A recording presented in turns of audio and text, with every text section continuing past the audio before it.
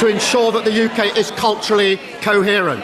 That is a grotesque way to talk about our friends and neighbours. A single question about victims, accountability and transparency triggered one of the most controversial moments seen during PMQs, and the reaction has sparked intense debate ever since. Will the Prime Minister please assure us that the final terms of reference will reflect these concerns? What followed shifted attention away from the issue itself and onto a heated political confrontation. Stay with us until the end, because the exchange raises questions that continue to divide opinion. Those terms of reference for the inquiry into rape and grooming gangs are fatally flawed, as victims and survivors have pointed out. They won't address the role that race and religion played in motivating these crimes. They won't lead to prosecutions for those involved in the cover-up. And they won't even investigate all cases, only a select few.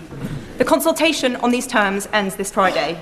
If enough people call for changes, including through groomingangjustice.uk, will the Prime Minister please assure us that the final terms of reference will reflect these concerns? Forgive me if I don't take suggestions from the honourable member who said people legally and settled here should go home to ensure that the UK is culturally coherent. That is a grotesque way to talk about our friends and neighbours, and I rather suspect that her next question will come from her sitting up there.